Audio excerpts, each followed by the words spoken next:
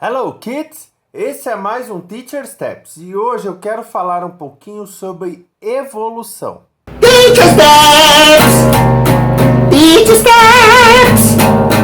Que divertido, vamos aprender no Teacher Steps! Eu não sei tocar violão. Bom, uma coisa que eu adoro no idioma inglês e que faz parte da própria cultura do idioma é como ele evolui. Primeiro eu vou falar um pouquinho de história e depois eu vou explicar onde eu quero chegar. O inglês surgiu de uma série de idiomas que vieram do gótico e do germânico. Essa formação foi até mais ou menos o ano 400. Exatamente, ano 400, faz bastante tempo. Aí, de 400 até mais ou menos o ano de 1100, nós tivemos o que hoje é chamado de Velho Inglês. A primeira versão do inglês que foi se desenvolvendo.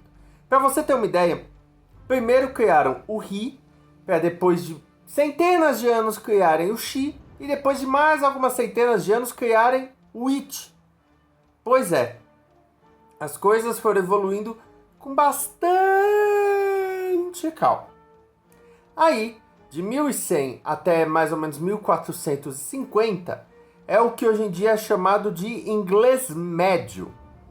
É a época da Idade Média, muitos termos mudaram e muitos novos verbos e termos surgiram, como, por exemplo, o ser com castelo, o siege.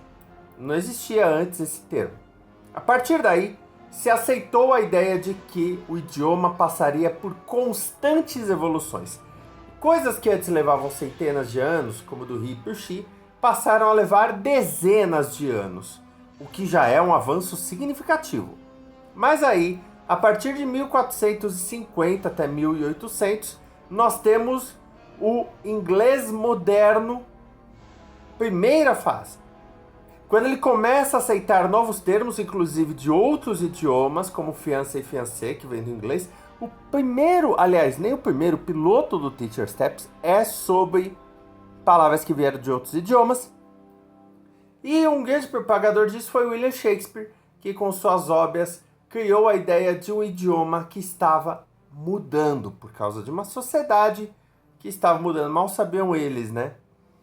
E a partir de 1800, na verdade, começou em 1755, nós temos o que é chamado de o inglês moderno segunda fase, que é quando ele começa a se adaptar e começa a ter mudanças na estrutura gramatical para o que conhecemos hoje em dia.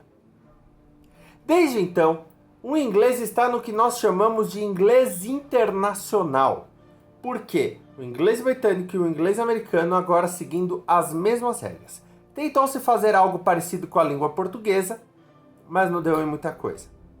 E por que que isso tudo é tão legal? Quando você estuda inglês, você tem a possibilidade de, na verdade, estudar idiomas diferentes. Porque toda vez que se faz uma revisão da língua inglesa, e essa revisão é a cada 10 anos, podem se adicionar coisas e principalmente palavras, termos e verbos que não fazem mais parte do uso do dia a dia saem do vocabulário oficial. Você ainda pode usar, mas não vai encontrar no dicionário, a menos que o seu dicionário seja muito grande. Palavras como bamboozled, por exemplo.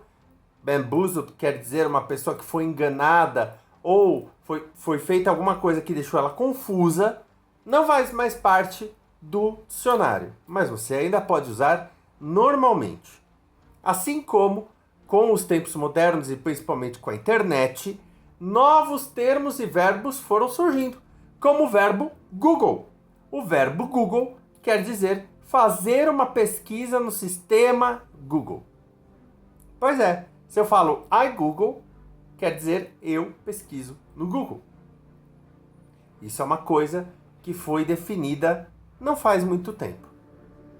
E o mais interessante é que quando você pega um texto mais antigo, você tem a possibilidade de visitar um outro idioma.